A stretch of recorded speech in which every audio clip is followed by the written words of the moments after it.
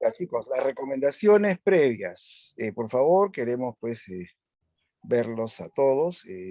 Por lo tanto, prendan sus camaritas, ¿no?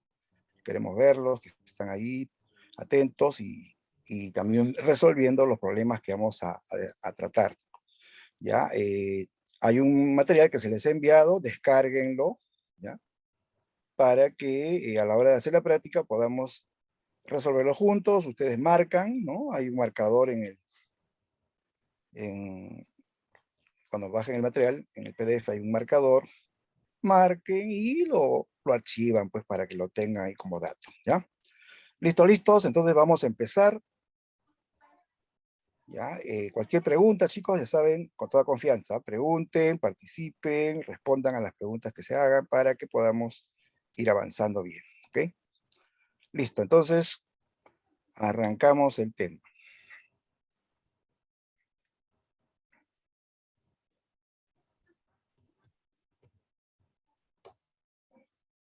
Ya, vamos a iniciar nuestro primer tema introductorio, chicos, ¿ya?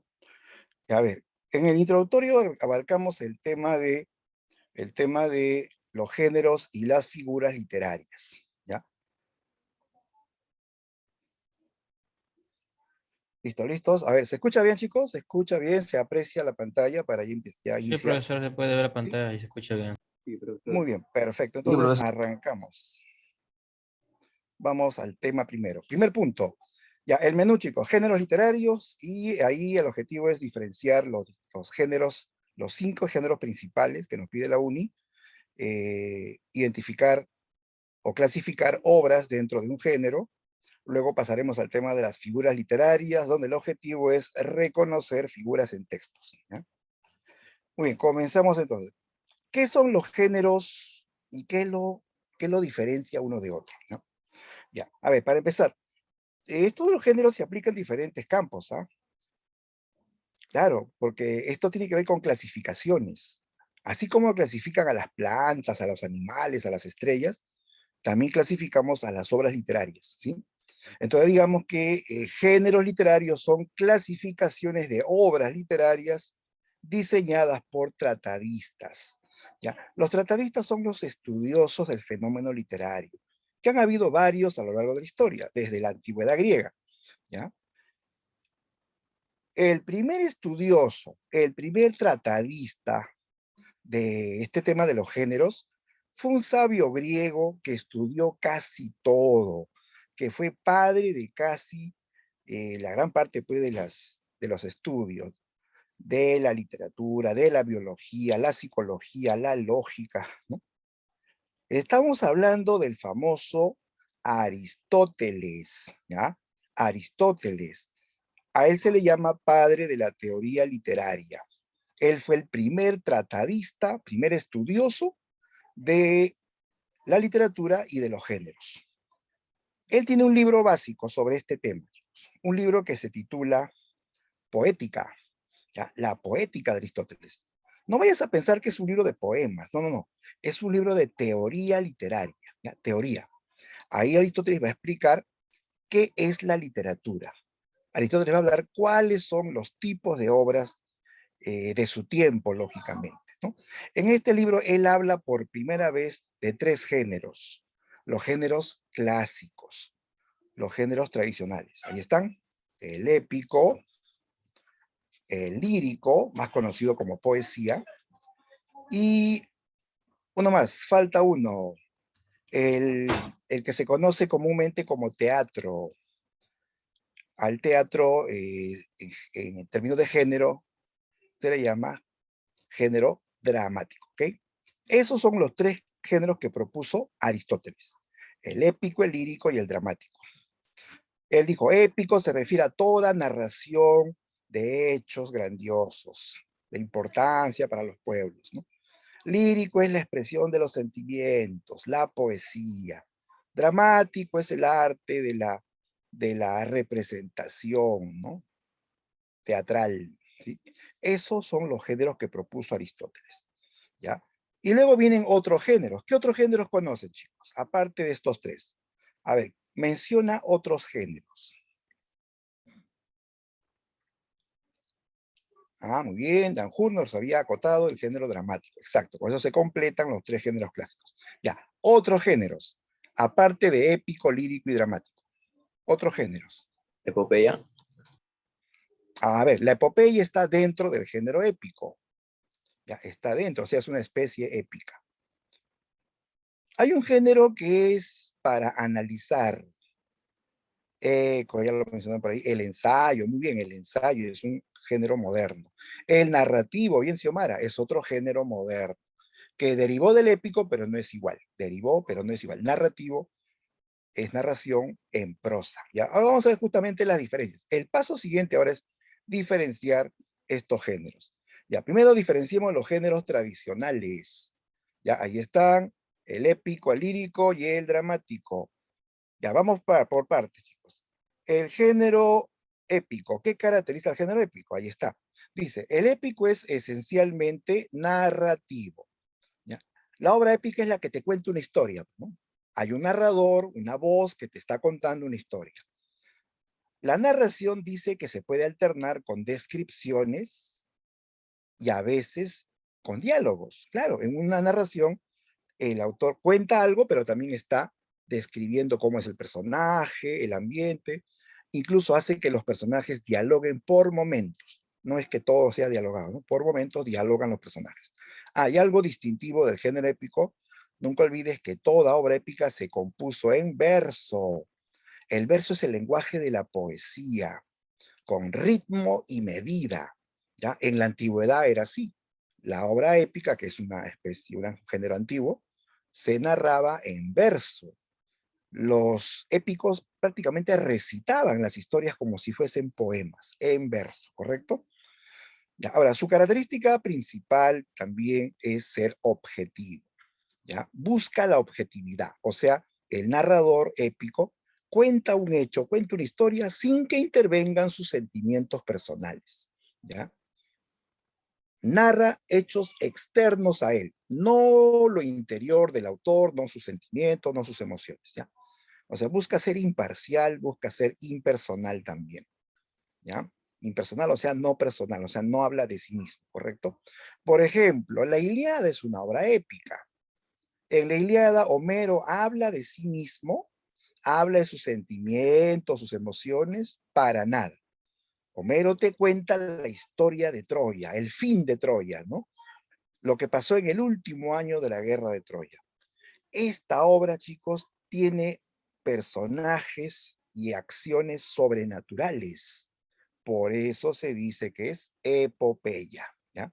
Epopeya. Las epopeyas se distinguen por su temática sobrenatural y presencia de personajes también sobrenaturales. Claro, ahí aparecen héroes, dioses, incluso monstruos, ¿no? De la mitología. La epopeya se nutre mucho de la mitología griega, ¿correcto? Entonces, la Ilíada es una obra épica y específicamente es una epopeya, ¿no? Es una especie épica denominada epopeya. Luego, la épica evoluciona, ¿ya? Porque las epopeyas son de la edad antigua. Evoluciona, entramos a la Edad Media y aparecen los cantares de gesta. Por ejemplo, el poema del Mío Cid, ¿ya? El poema de Mío Cid es un cantar de gesta. ¿Por qué? Porque aquí se cantan las hazañas de un héroe medieval. Ya siempre los cantares hablan de hazañas de héroes medievales, héroes que lucharon por un rey o por una nación, ¿correcto? En este caso nos hablan de un héroe español, el Cid. A ver, ¿cuál era el nombre verdadero del Cid? Porque Cid es su apodo, ¿no? Mío Cid es mi señor, ¿no? ¿Cómo se llamaba realmente el Mío Cid? ¿Ah? ¿Quién lo sabe? El nombre real del Mío Cid. A ver, ¿alguien lo recuerda? Era Alfonso, Francisco, Rodrigo, Pedro, ¿cómo era? Rodrigo, bien Rodrigo Danjur. Díaz de Vivar, profesor. Exacto, nombre completo. Rodrigo Díaz de Vivar. Él es el héroe, el máximo héroe español de la Edad Media, ¿no? Más conocido como el Mío Cid. Ahora, ¿el Mío Cid existió o es un mito? ¿Es histórico o es mítico solamente? Sucede, Histórico. chicos, que el mío Cid existió de verdad. Él fue un héroe de la historia española, un héroe de la guerra contra los árabes. Claro, España en esa época estaba invadida por los árabes. O sea, los cantares de gesta ya no te hablan de héroes míticos, de dioses o semidioses, sino te hablan de héroes históricos, mayormente hablan de héroes históricos. O sea, estas obras en comparación a las epopeyas son más realistas, tienen base histórica, ¿correcto? Claro que siempre habrá algo de fantasía también, pero tiene base histórica, con personajes que sí existieron, ¿ya? Además, como dice acá, todos los cantares de gesta son anónimos. Ya todos, ¿ah? Por ejemplo, en Francia se compuso el cantar de Roldán o Rolando, lo mismo, que es de autor anónimo. En Alemania se compuso el cantar de los Nibelungos, que es de autor anónimo. Ya todos los cantares de gesta son anónimos. No vayas a caer, una vez hicieron esta pregunta en un examen de admisión, ¿cuál de las siguientes no es un cantar de gesta? Y te pusieron el cantar de los Nibelungos, el cantar del Mío Cid, el cantar de Igor, el cantar de los cantares. Y en esa pregunta, que parecía pues que todos eran cantares, la respuesta era el cantar de los cantares, porque ese no es cantar de gesta. ¿Dónde está el cantar de los cantares? ¿Dónde está el cantar de los cantares? Épico.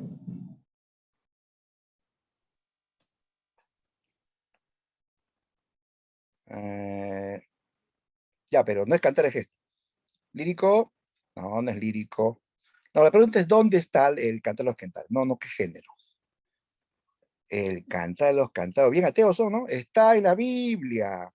El cantar de los cantares es un libro de la Biblia. Lo escribió el rey Salomón, ¿no? Ahí cuenta la historia de justamente Salomón, ¿no? Que se enamora de una reina extranjera. Es un libro muy así, tipo romántico, cuenta una historia de amor entre el rey Salomón y una reina extranjera. Ya, esa obra no es cantar de gesta, porque todo cantar de gesta te habla de un héroe que lucha en una guerra contra una invasión, ¿no? Es heroico, pero aquí el Cantar de los Cantares es una historia de amor dentro de la Biblia, ¿no? Ahora, la Biblia se considera una obra épica. Sí, la Biblia es épica porque narra hechos, ¿no? Bien. Cuidado entonces, los que son cantares de gesta sí son anónimos siempre, siempre anónimos. Bien, sigamos. La épica evoluciona y en los finales de la Edad Media aparece el poema épico. El poema épico se diferencia porque tiene un nivel culto, ¿sí? Los poemas épicos son narraciones de gran nivel cultural. Por ejemplo, la Divina Comedia de Dante. La Divina Comedia de Dante prácticamente es una enciclopedia de la cultura medieval. Ahí Dante aplica todos sus conocimientos de teología, de filosofía, de mitología, de historia, hasta de geografía. Tiene de todo, chicos, es una enciclopedia de la Edad Media, ¿no? Del conocimiento medieval, ¿ya? Tiene nivel culto. Además, el poema épico se diferencia de la epopeya porque está ligado ya no a la cultura pagana de los dioses de los griegos y romanos, sino a la cultura cristiana, ¿no? Dante es un poeta cristiano, de formación cristiana, y habla en este libro del destino de las almas, ¿sí? La vida después de la muerte, que solamente se sustenta en la fe, pues, ¿no? El destino del alma en un paraíso con Dios o en un infierno sin Dios, ¿no? Está vinculado a la cultura cristiana, ¿no? Entonces ya no es epopeya, es poema épico. Se distingue el cantar de gesta porque es culto. En cambio, el cantar de gesta es de nivel popular, de nivel sencillo, ¿ya? Entonces no es lo mismo poema épico que cantar de gesta que epopeya. Entonces va en ese orden. En la antigüedad, epopeya; en la Edad Media, cantar de gesta; y en la etapa ya más moderna, el poema épico. Bien, todos estos ejemplos son de obras épicas, ¿no? Pertenecen al género épico, ¿ya? Bien, el siguiente género, el lírico. Lírico es lo que comúnmente llamamos en la actualidad poesía. La poesía. Y tú sabes que la poesía es el género de los sentimientos. En la poesía ya no hay un narrador que te cuente una historia. En la poesía se habla de voz poética. La voz poética se expresa desde su mundo interior. ¿Ya? El mundo interior se refiere al mundo de los sentimientos, de las emociones. ¿Ya? ¿Ya? En este caso son sentimientos personales, propios de la voz poética. La voz poética te va a decir si está triste o alegre, emocionado, asombrado, defraudado, etcétera, ¿no? Frustrado, etcétera, ¿no?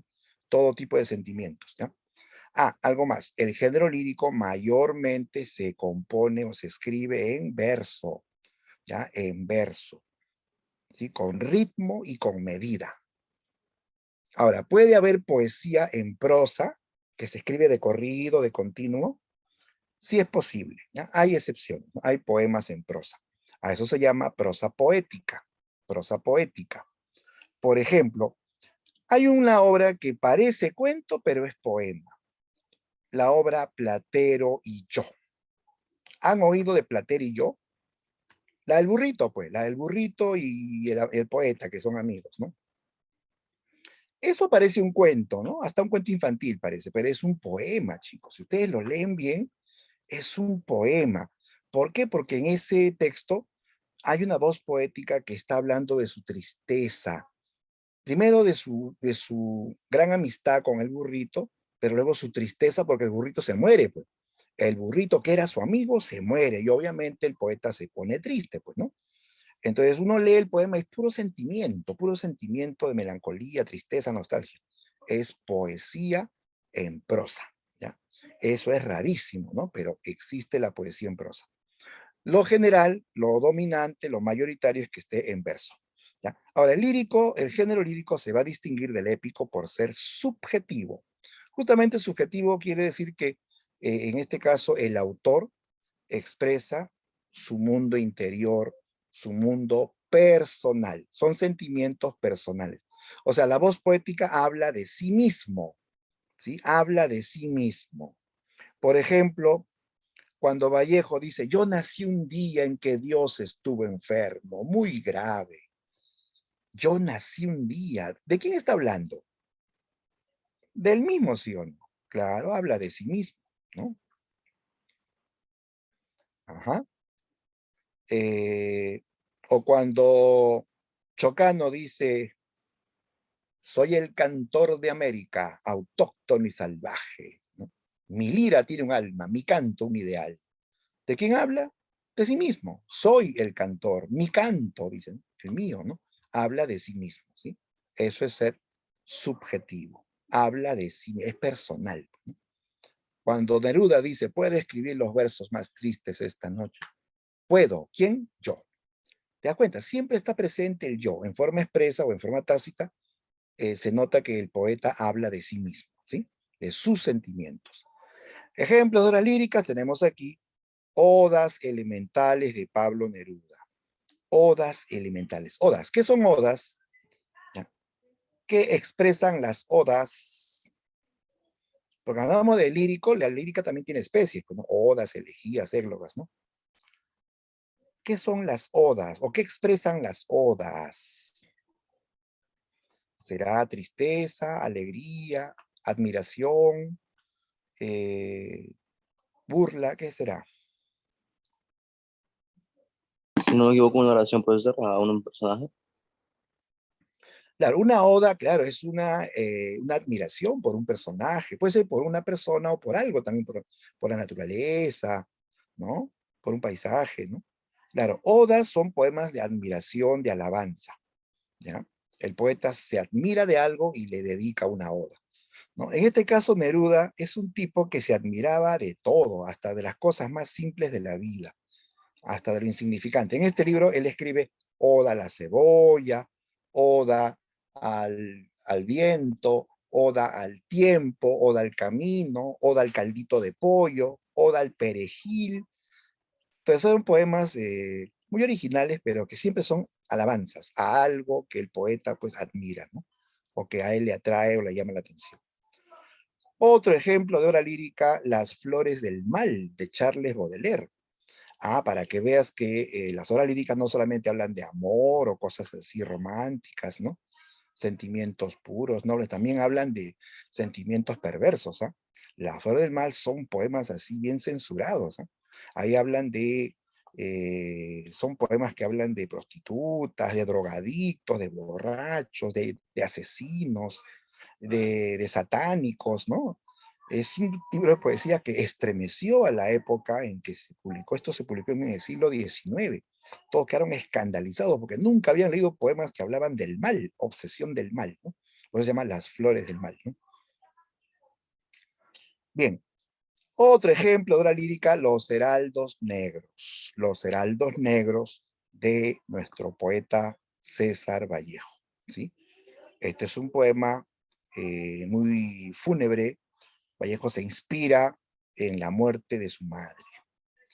¿Cómo se llaman, chicos, los poemas que expresan dolor por la pérdida de un ser querido o de algo querido, ¿no? Cuando un poema expresa dolor o tristeza por la pérdida de algo querido, le vas a llamar, le vas a llamar elegía, ¿ya? Ahí lo apunto, elegía, ¿correcto? Al momento, lo puse solamente para Danjur. Y ahora sí, elegía. Elegía. A ver, Danjur nos había escrito antes la fiesta del chivo. ¿Eso qué era? Era para... ¿Ejemplo de qué? ¿De Oda?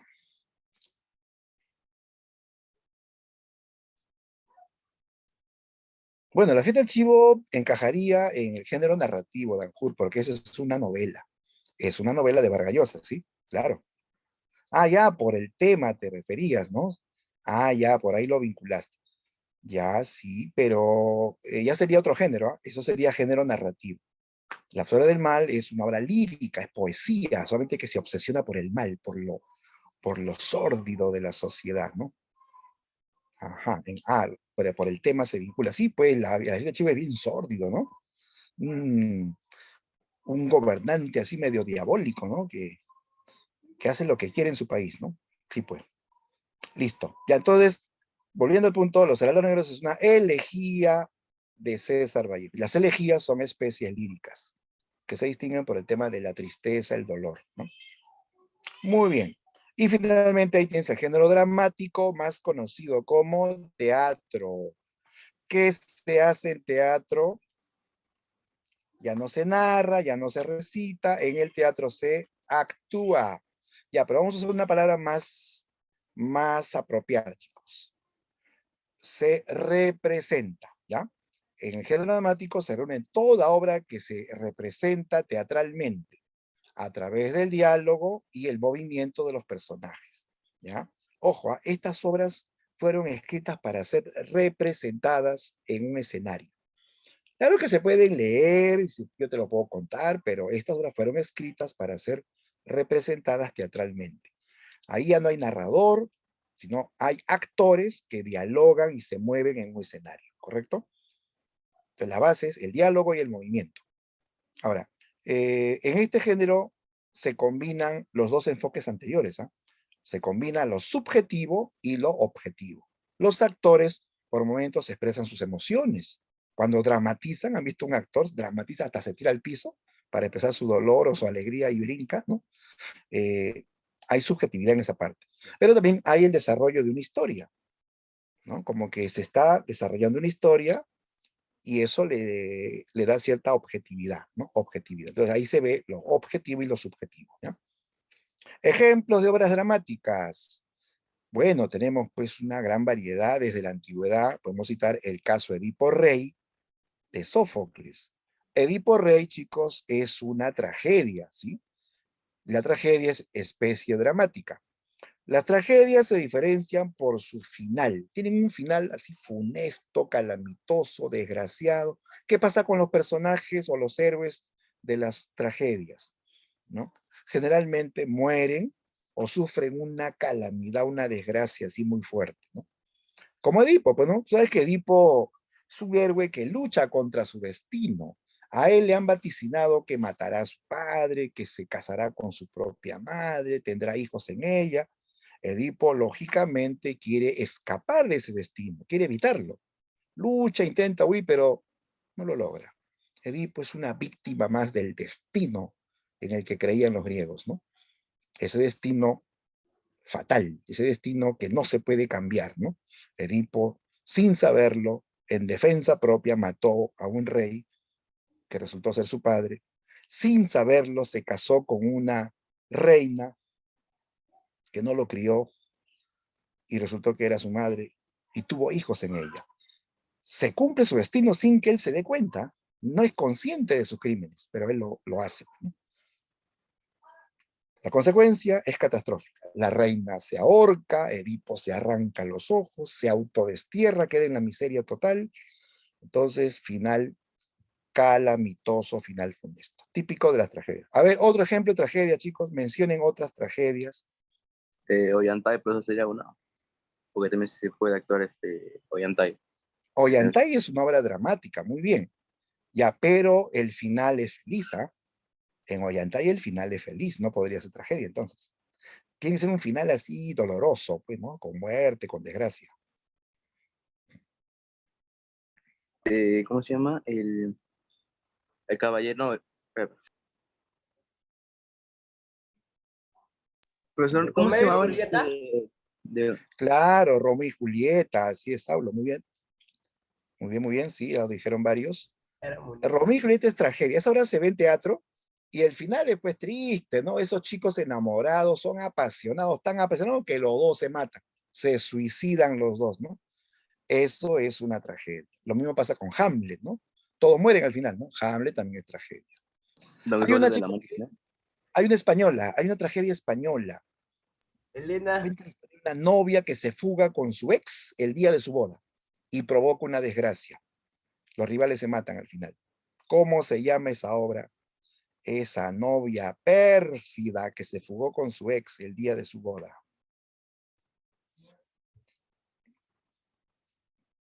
A ver, los leo, chicos. ¿Cómo se llama esa obra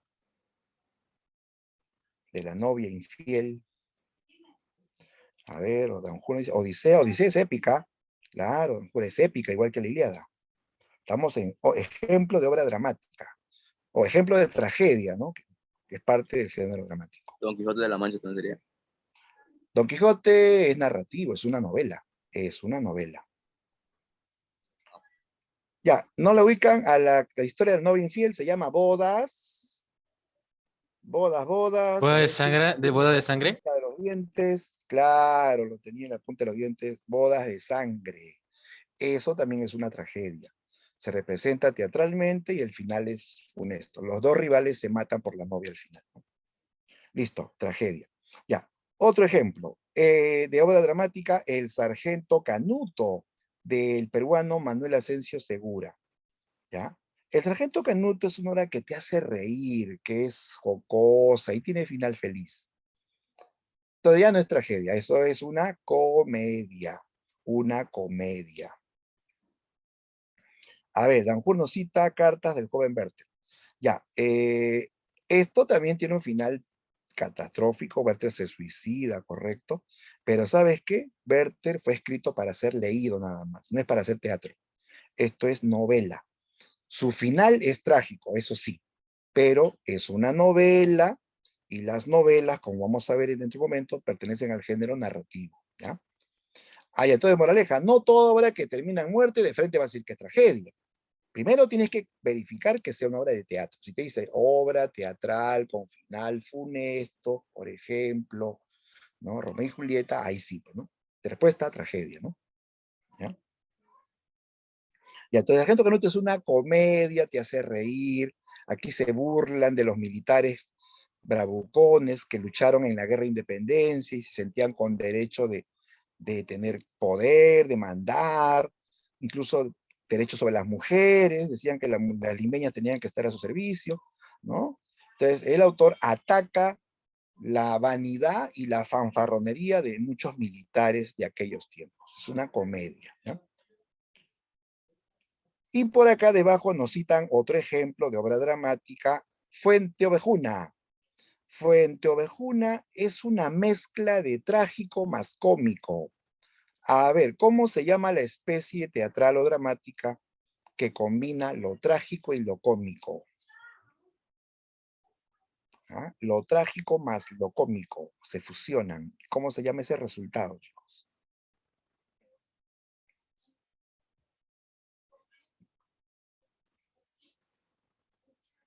¿Ah? La fusión de tragedia más comedia.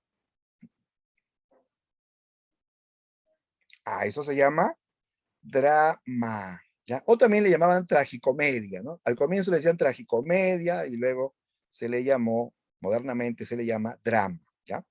Entonces, Fuente Ovejuna es un ejemplo de drama. El drama también es una especie del género dramático. De paso, digamos que Fuente Ovejuna, o el autor de Fuente Ovejuna fue el creador del drama. Sí, Lope de Vega es el creador del drama. La tragedia y la comedia la inventaron los griegos. El drama lo inventó el español Lope de Vega, ¿correcto? Ya. Pero todo, sea tragedia, comedia o drama, todo pertenece al género dramático, ¿de acuerdo? Género dramático. Bien, entonces no olvides las funciones claves. En el épico se narran historias en verso. En el lírico se expresan sentimientos. Y en el dramático se representa teatralmente. Ya, esa es la diferencia fundamental. Veamos ahora los géneros modernos. Géneros modernos. Ahí están. El narrativo y el expositivo, más conocido como ensayo, ¿ya? Al género expositivo se le conoce también como ensayo, ¿ya? Es lo mismo, son sinónimos prácticamente. Voy a escribir ahí. Expositivo o ensayo, ¿correcto? Es lo mismo. A ver, el narrativo, como dice el nombre, también narra hechos de gran variedad temática, pero la diferencia es que utiliza la prosa, ¿ya? Se parece al género épico porque narra hechos, historias. Pero el épico, ¿cómo se escribe el género épico? Las obras épicas. ¿Ah? ¿En qué forma se escribían las obras épicas? En prosa. El narrativo es en prosa. El épico, que es antiguo, de la edad antigua, era en verso, ¿ya? No olvides eso. El género épico se escribe en verso. Las obras narrativas se escriben en prosa. O sea, el narrador escribe de continuo, de continuo, de continuo. No hay una medida, no hay un ritmo, ¿ya? Entonces se escribe en forma más natural, más libre. Aquí vas a incluir a la novela, el cuento, la fábula y la crónica. Ya, esas son especies del género narrativo. Ya, a ver, ejemplos. Ejemplos de obras narrativas, tenemos ahí Conversación en la Catedral. Es una gran novela, chicos. ¿Quién es el autor? A ver, por favor, ¿quién escribió Conversación en la Catedral? Es nuestro más famoso novelista, ¿no? Mario ¿Quién Vargas Llosa. escribió? Claro, así es, Mario Vargas Llosa. Aquí te cuenta la historia del Perú en la época de Odría. Ataca la dictadura de Odría, ¿ya? Esta obra es extensa, tiene más de 600 páginas. Así son las novelas, son narraciones en prosa de gran extensión, ¿ya? De gran extensión. También en el género narrativo vas a incluir a los cuentos, que son relatos cortos, 2, 3 páginas. Ejemplo, Los gallinazos sin plumas. ¿Cuánto te demoras en leer los gallinazos sin plumas? ¿Te demoras un día? ¿Horas o minutos? Bueno, si esto tiene 2, 3 páginas, pues tú lo lees en unos minutos, 10 minutos, mucho todavía, ¿no? ¿Sí o no? Los cuentos son siempre cortos. Los cuentos no se explayan, no hacen así demasiados detalles o descripciones como en las novelas. Por eso que el cuento se acaba rápido, ¿ya? Entonces, el cuento es breve, tiene un tema definido, Las novelas pueden tener varios temas, ¿no? El cuento puede ser realista o puede ser fantástico. El tema es variado, es libre, ¿no? Por ejemplo, Esos sin plumas es un cuento realista, ¿no? De la miseria en las zonas marginales, de la explotación de los niños, la historia del Chancho Pascual, ¿se acuerdan, no? Ya, eso es un relato realista, breve, cuento. Ya, sigamos. Otra especie del género narrativo es la crónica. La crónica es una narración más histórica. Ahí sí, la base es histórica. Habla de hechos que sí sucedieron, ¿no? Por ejemplo, Comentarios Reales de los Incas. ¿Quién es el autor de Comentarios Reales de los Incas? A ver, fue un cronista peruano. ¿Qué Garcilaso de la Vega? Bien, así es, amiguito. Inca Garcilaso de la Vega del Cusco, ¿no? Peruano, mestizo, cusqueño. Cuenta aquí la historia de los incas y también de la conquista del Tahuantinsuyo por parte de los españoles, ¿no? Ya, es histórico, ¿eh? La crónica es historia narrada por testigos o protagonistas de los hechos, ¿ya? Entonces la crónica es testimonial. El cronista ve de cerca los hechos y narra en base a lo visto y lo vivido, ¿correcto? Esa es la crónica. También vas a incluir en el género narrativo a la fábula. La fábula se parece al cuento, pero tiene algo que no tiene el cuento. A ver, ¿quién lo dice? ¿Qué tiene la fábula al final y que no lo tienen los cuentos? La moraleja. El mensaje. Muy bien, claro. Toda fábula encierra una moraleja, una enseñanza moral, que no es cualquier mensaje, ¿eh? Porque todas las obras pueden tener un mensaje, ¿no? Pero la fábula tiene una moraleja, que es un mensaje también, pero es un mensaje más específico, tiene que ver con la moral, o sea, para enseñarte la diferencia entre el bien y el mal, ¿no? Sobre todo busca pues lo bueno, ¿no? Busca enseñarte valores, ¿no es cierto? Y criticar defectos morales también, ¿no? Ejemplo, La liebre y la tortuga de Esopo. ¿Quién no ha leído a Esopo en los años maravillosos de la infancia? De repente no te diste cuenta del autor, pero la historia sí la recuerdas, ¿no? La liebre y la tortuga, esta famosa carrera, ¿no? Entre estos dos animales. ¿Quién gana? ¿La liebre o la tortuga? La ¿Quién gana la tortuga. La carrera? tortuga. La La tortuga. Oye, tortuga. pero ¿cómo va a ganar la tortuga si la tortuga es lenta? Que tomó Red Bull y salió volando. ¿Tú te La liebre acordarás se que la liebre, confió. claro, la liebre se confiaba, se botaba la La liebre, ¿no? liebre se puso confiada. Sí, pues se burlaba de la tortuga. Esa tortuga, ¿qué me va a ganar? Hasta se tiró a descansar, a dormir, ¿no? La tortuga avanza lenta pero precisa y termina ganando. Y aquí nos enseñan pues que no hay que ser confiados, no hay que tampoco menospreciar a los demás, ¿no? Entonces, tiene una enseñanza, esa es la moraleja. Bien, entonces, la fábula también se incluye en el género narrativo. Ya entonces las novelas, los cuentos, las crónicas, las fábulas, también son narraciones, pero como se escriben en prosa, pertenecen al género narrativo. En cambio, las epopeyas, los cantares de gesta, los poemas épicos, son obras épicas porque están escritas en verso, ya en verso. Ya finalmente, el género expositivo, más conocido como ensayo. ¿Qué se hace en el ensayo? Mira, los ensayos presentan el análisis de un tema. El ensayista analiza un tema, puede ser tema político, tema social, filosófico, tema literario, o sea, puede analizar una obra y hacer sus comentarios, ¿no? El objetivo es incentivar la capacidad crítica o reflexiva del lector.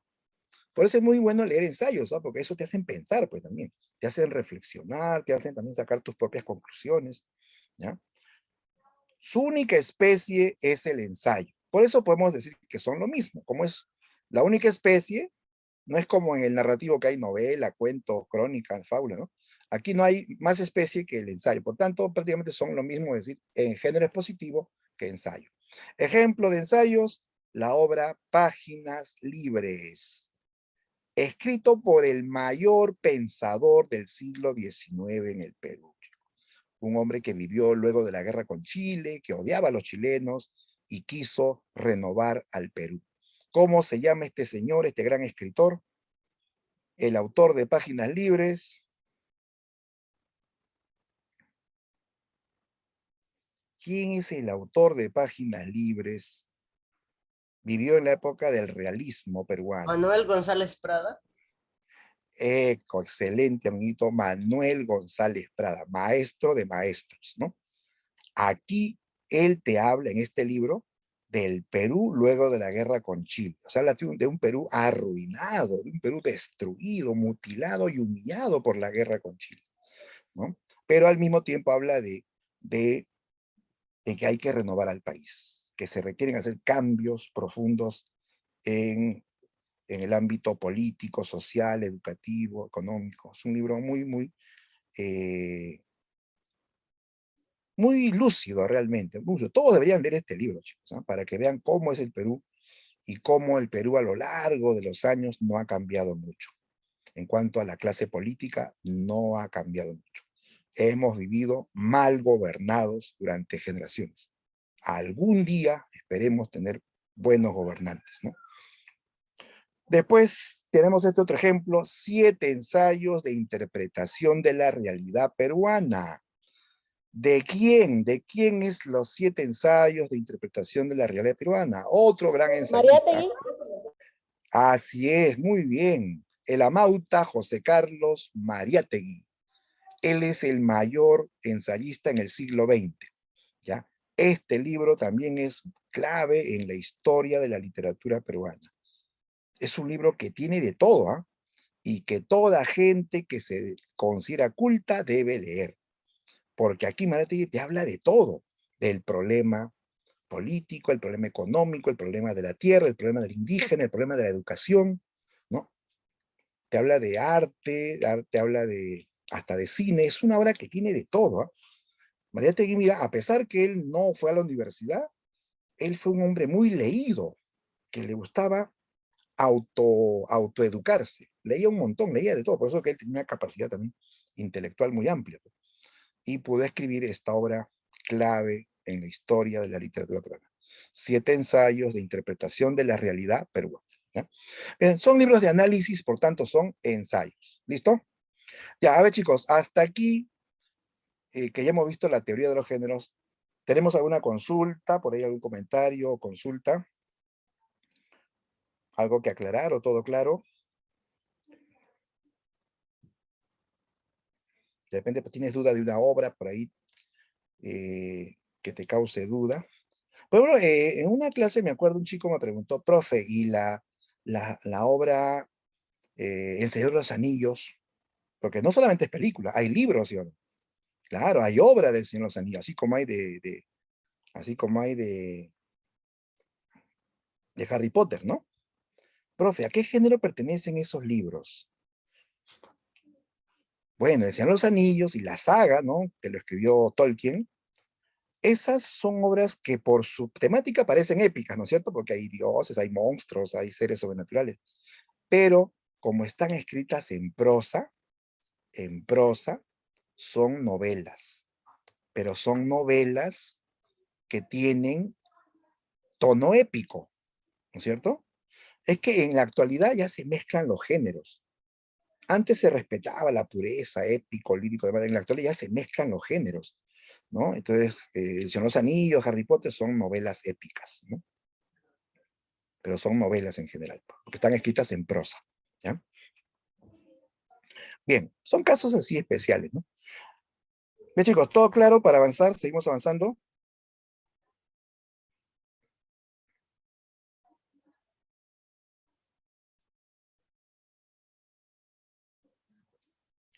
Ya, a ver, todo claro, profe. Ya, muy bien, avanzamos entonces. Sí, chicos, si hay por ahí alguna consulta, háganlo llegar, ¿ah?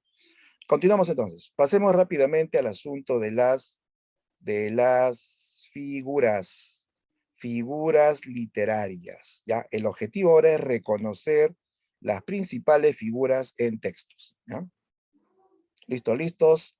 Ya, a ver, primero, hay muchísimas figuras que son una suerte de adornos del lenguaje cuyo objetivo es otorgar esta función estética al lenguaje literario, sobre todo, ¿no? Hacer que el lenguaje sea distinto, que llame la atención, ¿no? Que sea elegante, o que simplemente nos llame la atención por la manera o la forma en que se dicen las cosas, ¿no? Bien, vamos a revisar, chicos, las principales figuras literarias. A ver, la más frecuente, la reina de las figuras literarias es la metáfora, ¿sí? La metáfora, ¿ya? ¿Qué es la metáfora? A veces piensan que todo lenguaje poético es metáfora. Bueno, es una idea general, ¿no? Pero hay que ser específico, chicos, para no confundir metáfora con anáfora, con símil, ¿no? Con epíteto. Metáfora, en una palabra se puede decir que es un reemplazo, ¿ya? Es un reemplazo. Voy a reemplazar el lenguaje real por un lenguaje imaginario, pero la condición es que sean semejantes. O sea, la metáfora es un reemplazo por semejanza, ¿ya? A ver, ejemplito primero básico. Primer caso, A sustituye a B, o sea, voy a reemplazar una idea por otra porque existe una semejanza. Cuando se dice, está en la primavera de la vida, este lenguaje es imaginario. ¿A qué se refiere con la primavera de la vida? ¿Ah? ¿Cuál es la primavera de la vida? Pensamos, Que está en en la sus primavera inicios, todo florece, todo está bonito, todo tiene vitalidad. Ah, entonces se refiere a la, claro, a la juventud, pues en la juventud tú estás lleno de vitalidad, tu piel está tersa, no tienes arrugas, no tienes canas, tienes fuerza, tienes ganas de vivir, de hacer muchas cosas, ¿sí o no? Claro, primavera equivale a juventud, ¿no? Porque así como en la juventud, en la primavera todo florece, todo está lleno de vitalidad. Por ejemplo, las chicas, pues, en la juventud están bellas, su cabello, su piel, ¿no? Pero siempre estarán así, no, pues, si algún momento todo eso se va así, ¿no? Pero esta es la primavera de la vida, ¿sí? La primavera de la vida. Y si te dicen el invierno de la vida, o el otoño también, otoño, invierno de la vida, ya se refieren ya, ¿no? A la vejez, a la ancianidad, donde todo se cae como las hojas, ¿no? Que se caen de los árboles, ¿no? Entonces, estamos reemplazando porque hay cierta semejanza. Ese es el primer caso. Hay otro caso, mira. El caso A es B. O sea, hay metáfora cuando también se construye un texto donde igualas dos ideas mediante el verbo ser. ¿Ya? Nota que aquí se está usando el verbo es, A es B, es viene de ser. ¿Correcto? Ejemplo. El sol es un globo de fuego. Es un globo de fuego. Nota que se está igualando al sol con globo de fuego mediante el verbo es. ¿Ya? Globo de fuego. Claro, se está igualando con el sol porque el sol parece un globo y es de fuego, pues de hecho, ¿no? Entonces, hay una idea de igualar en sentido figurado, ¿no? Siempre en sentido figurado, ¿eh? Porque digo, el sol es un astro, eso no es metáfora, eso es real, lenguaje real, tiene lenguaje imaginario. El sol es un globo de fuego, ahora sí, metafórico imaginario. Así como luna es un disco plateado, también es metafórico, ¿no? Cuando dicen, el tiempo es oro, eso es imaginario. ¿A qué se refiere con el tiempo es oro?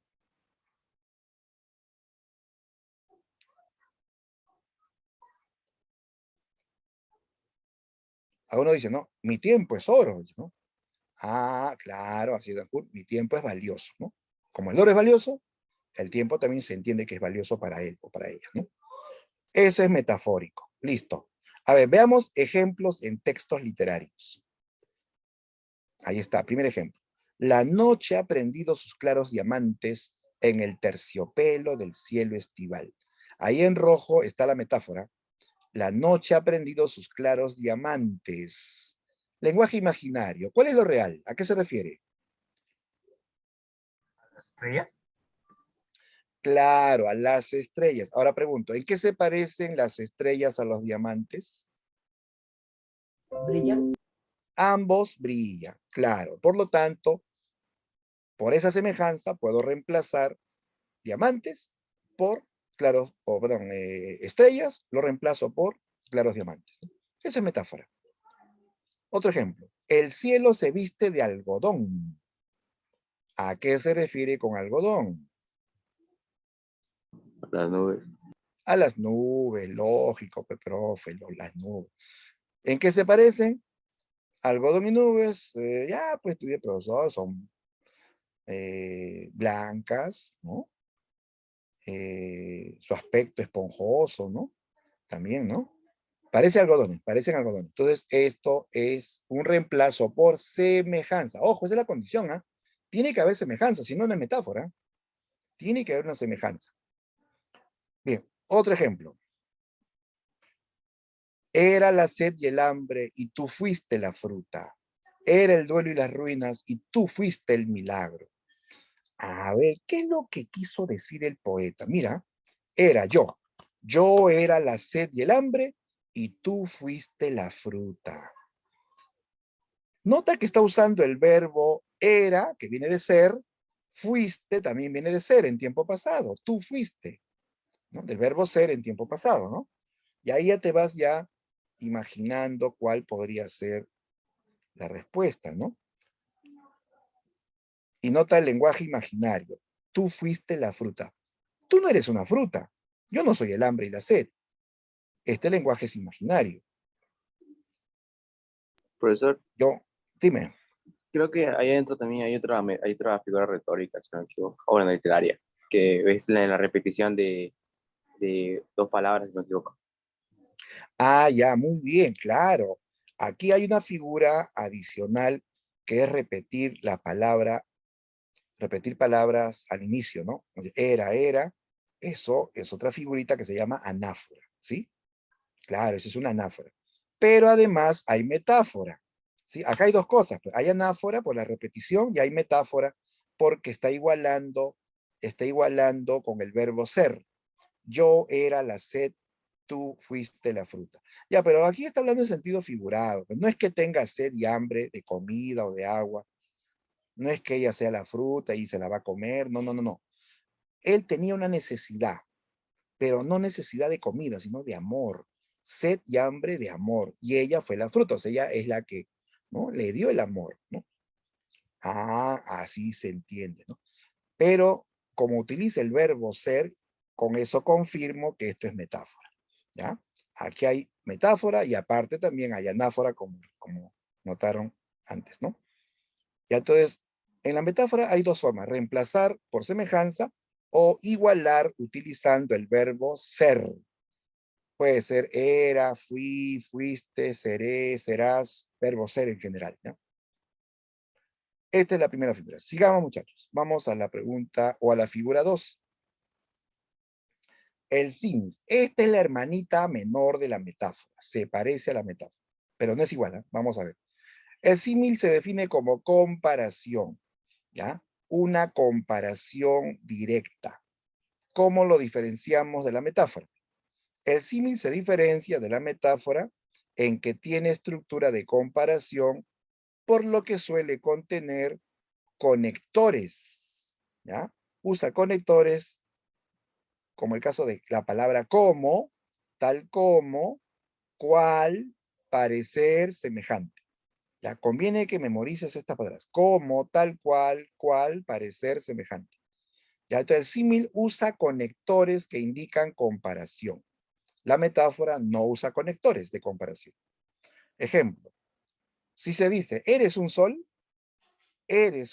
nota que eres viene del verbo ser, está igualando a la persona con el sol. Eso es una metáfora, ¿ya? Pero si digo, eres como un sol, al decir como, estoy comparando. Ya no lo estoy igualando, lo estoy comparando. Entonces, esto sería un símil. El símil utiliza conector, la metáfora no usa el conector como, ¿ya? Entonces, si se dice, tú eres un ángel, eso es metáfora. Les digo, tú eres como un ángel, eso es un símil, ¿correcto? A ver, vamos a ejemplos en textos literarios Ya, ahí está, dice, unos cuerpos son como flores, otros como puñales, otros como cintas de agua, pero todos, temprano o tarde, serán quemaduras que en otro cuerpo se agranden, convirtiendo por virtud del fuego a una piedra en un hombre. Es un lenguaje literario, poético. Pero llama la atención el uso del cómo. Unos cuerpos son como flores, otros cuerpos son como puñales, otros cuerpos son como cintas de agua. Está comparando los cuerpos con flores, con puñales, con cintas de agua, ¿no? Eso no es metáfora, eso es símil, porque está usando el conector como. ¿Ya? Son versos del poeta español Luis Cernuda. Otro ejemplo. En el bosque de aromas y de música lleno, la magnolia florece delicada y ligera, cual vellón que en las zarzas enredado estuviera, o cual copo de espuma sobre el lago sereno. Nota ahí la presencia del conector cual que equivale a cómo. Está comparando a la magnolia con un vellón, o sea, con la lana de las ovejas que se enreda en unos arbustos, ¿no? O compara a la magnolia con un copo de espuma que está flotando sobre un lago sereno. Esto es comparación, esto es símil, ¿de acuerdo? También puedes usar el verbo parecer, claro. Dice, mariposa de sueño, te pareces a mi alma, ¿no? Te pareces a mi alma, eso es un símil, porque está usando el verbo parecer, ¿no? Listo. Siguiente figura, la hipérbole. A ver, definición de hipérbole. En una sola palabra, ¿qué es hipérbole, chicos? Una palabra basta. ¿Qué es hipérbole?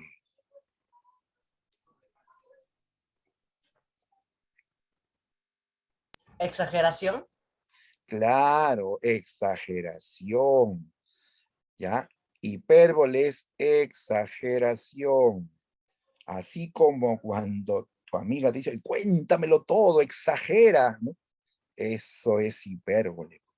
La hipérbole es una figura que lo reconoces por el lenguaje, que no lo debes interpretar al pie de la letra porque es imposible que eso que se dice suceda, porque está exagerado, está agrandado, ¿no? ¿Ya? Se exagera, se agranda para llamar la atención, para encarecer o simplemente darle cierto humor, pues, ¿no? A lo que se dice, ¿no? ¿Sí? Por ejemplo, a ver, el texto siguiente. Dice, oh más dura, aquí está, oh más dura que mármol a mis quejas, y al encendido fuego en que me quemo, más helada que nieve galatea, estoy muriendo y aún la vida temo. De Garcilaso de la Vega. A ver, ¿dónde está la hipérbole? A ver, ¿quién localiza la hipérbole? ¿En qué verso, en qué idea está la hipérbole?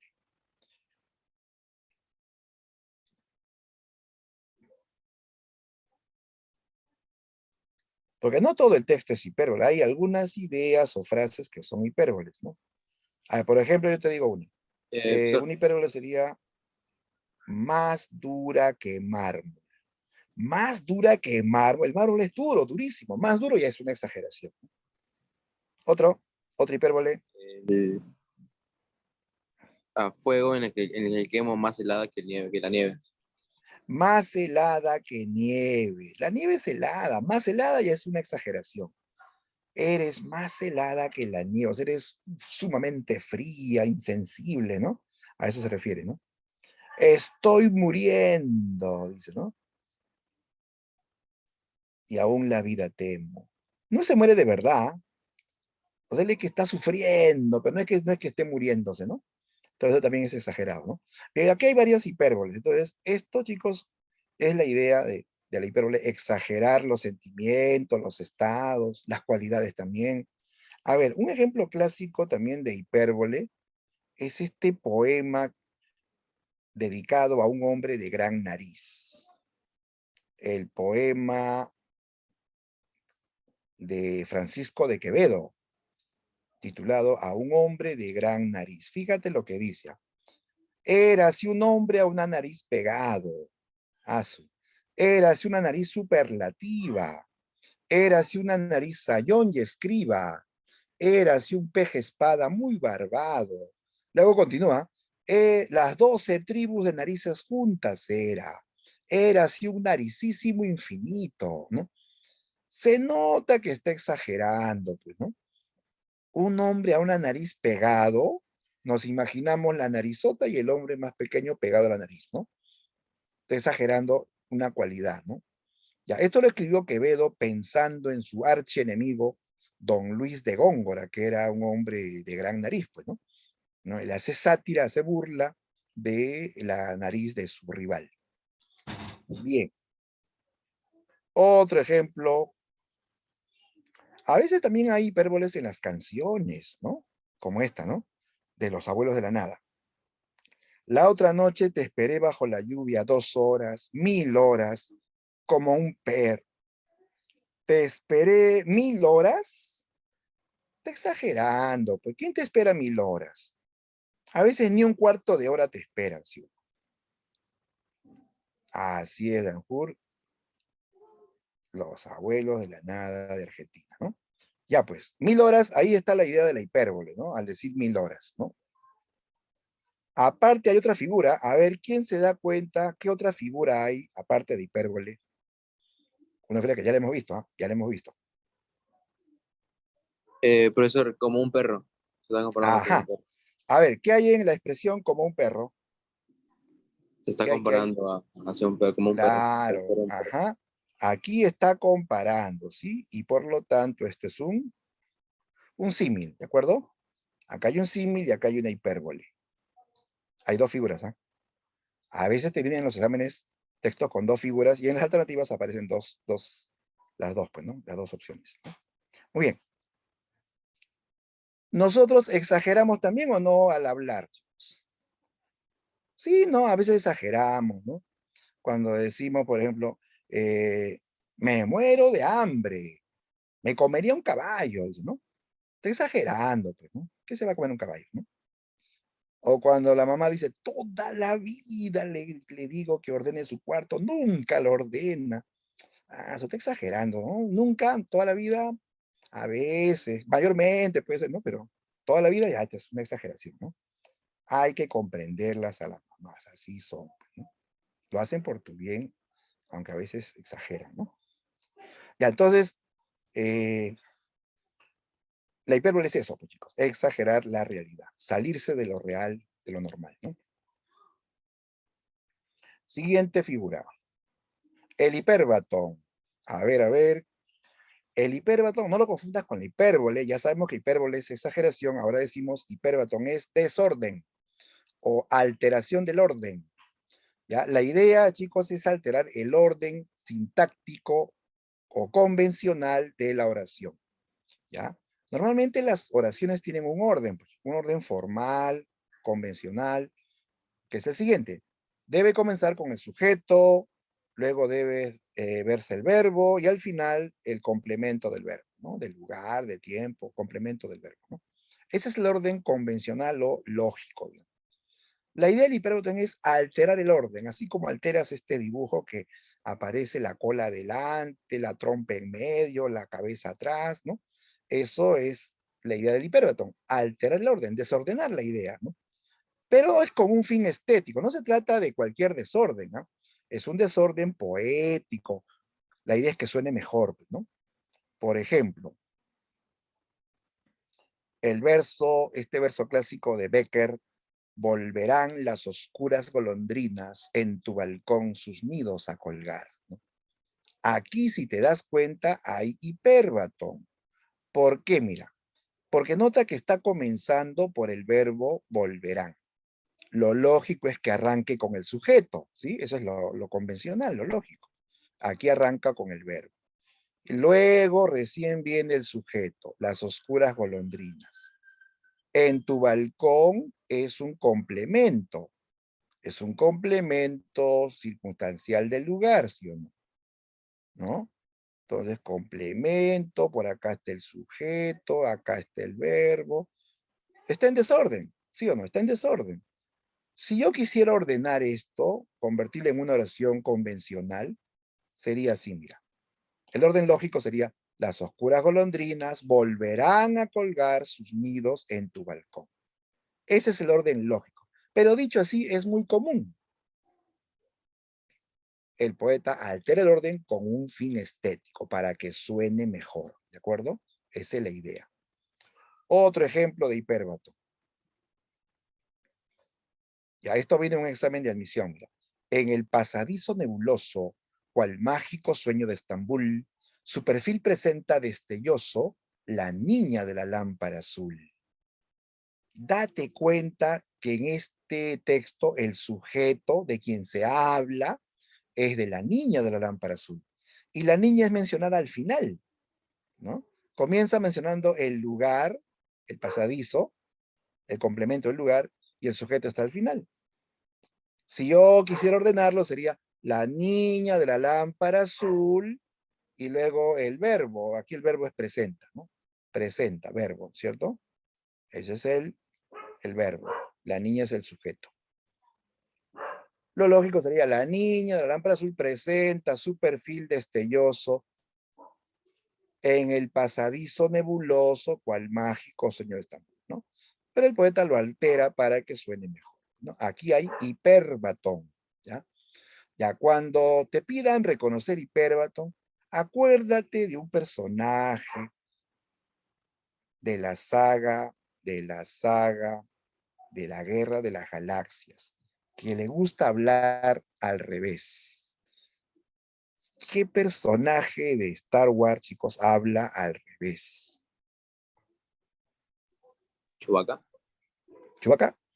No, Chewbacca hace ruido, que habla, pero dice todo en desorden, alterando el orden. Por ejemplo esto, ¿no? Imposible nada es, difícil muchas cosas son. Ahí está, pues, el El maestro, verdecito. El verde. claro, el maestro Yoda, ¿ya? Cuando te pidan hiperbatón, piensen en el maestro Yoda. Él habla usando hiperbatón, ¿no? Imposible nada es, ¿no? Lo lógico es nada es imposible. Difícil muchas cosas son, no, así no es. Muchas cosas son difíciles, ¿no? Pero él lo dice en desorden, ¿no? Usa el hiperbatón. Yoda usa mucho el hiperbatón, ¿no? Él es el maestro del hiperbatón también. Listo. Entonces, hiperbatón, desorden, ¿ah? Siguiente. El epíteto. ¿Qué es el epíteto? A ver, digamos que epíteto es una cualidad, ¿ya? Pero es una cualidad natural, una cualidad incluso redundante, que ya se sabe, que ya se conoce, ¿ya? Entonces, el epíteto es un adjetivo o un participio cuyo fin es caracterizar o resaltar una cualidad propia. Ojo, no cualquier cualidad, cualidad propia, cualidad que le corresponde, que le pertenece. A veces se usa también para insultar. Miren. Lanzar epítetos también es lanzar adjetivos así insultantes, ¿no? Cuando a los políticos le gritan en la calle, corrupto, delincuente, y bien dicho a veces, ¿no? Porque si son corruptos, ¿no? Algunos, ¿no? No todos, pero sí, muchos sí. Entonces, esos son epítetos también, son adjetivos, son cualidades que se han ganado esos personajes, ¿no? Ya, hablando ya de literatura, chicos, usamos estas frases, ¿no? La fría nieve. Allí nota el adjetivo fría, es una cualidad natural, pues, ¿no? Todos sabemos que la nieve es fría, o hay nieve caliente. No, pues se derrite, ¿no? Entonces esta cualidad resulta redundante, porque ya todos la conocen, todos saben eso, pero se usa como adorno, se usa para enfatizar la cualidad del sustantivo nieve. Otro ejemplo, la punzante espina. ¿Cuál es el epíteto? Punzante, Punzante. claro, porque las espinas como tienen punta, son punzantes, ¿no? Es obvio, profesor, es redundante, eso es un epíteto, una cualidad natural, propia o redundante, ¿ya? Veamos más ejemplos en textos. Hago por acá otro, ¿no? El astuto Odiseo. Todos sabemos que Odiseo es el más astuto de los héroes griegos. Astuto, o sea, el más, digamos, experto en trampas, experto en engaños, así se salva, así se enfrenta y le gana a sus enemigos, usando la astucia, ¿no? Entonces, una cualidad propia, natural del personaje. Astuto. Bien, veamos más ejemplos en textos.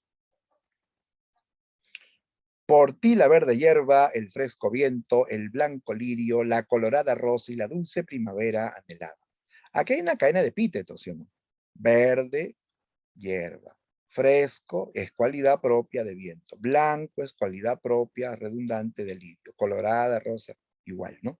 Aquí hay epítetos, ¿ya? Cualidades naturales, ¿no? Son versos de Garcilaso de la Vega de España. Otro. Noche oscura del alma, la fría nieve de tus brazos, ¿dónde está la dulce miel de tus ojos? Nuevamente epíteto. Sabemos que la noche es oscura, oscura es epíteto. Que la miel es dulce, epíteto, ¿sí? Obvio, profesor, claro. Ah, mira, también se pueden usar epítetos en forma de frases, pero frases que son apodos. Pero apodos que tienen que ver con la cualidad del personaje. Así como ahora decimos la pulga Messi, la foca Farfán, ¿no?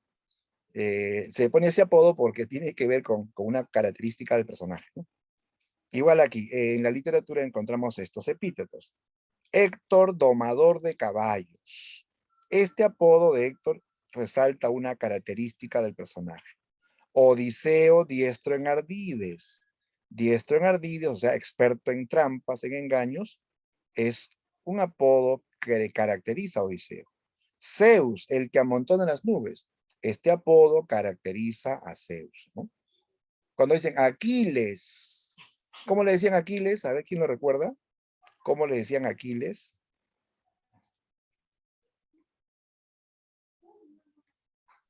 ¿Pies ligeros? El de los pies ligeros. El de los pies ligeros. Así, ese es el apodo o epíteto de Aquiles, ¿no? Porque era veloz, muy veloz, ¿no? Bien, esa es la idea del epíteto. Sigamos. Ya, esta es la figura más fácil de todas. Esta la reconoces al ojo. Anáfora es repetición de palabras. Si ves en el texto que se repite una o más palabras de arranque, eso es anáfora. Ah, ya, una condición nada más. Tiene que ser al inicio, al principio del verso o la oración. No es cualquier repetición en cualquier parte. ¿Eh? Repetición al inicio del verso o de la oración. Ejemplo. Ahí está. Quítame el pan si quieres, quítame el aire, pero no me quites tu sonrisa. Ah, para tu libro. A ver, llama la atención que el poeta repite la palabra quítame al inicio. Quítame, quítame. Eso le da fuerza al poema, ¿no? Eso es anáfora. Fácil, se nota al mirar nada más.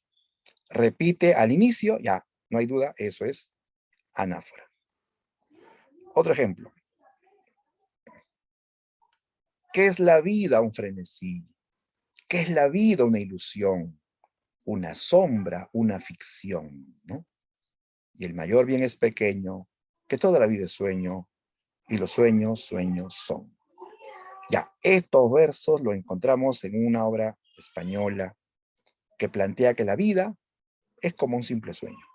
Justamente se llama La vida es sueño de Pedro Calderón de la Barca. Ya, ahora, ¿qué figura hay? Pues se ve ahí que se repite la frase o la oración, ¿qué es la vida? ¿Qué es la vida? ¿No? Se repite la misma idea al inicio de los dos versos, ¿no? Ahora, cuidado, no toda repetición es anáfora. ¿Qué pasa si se repite al final?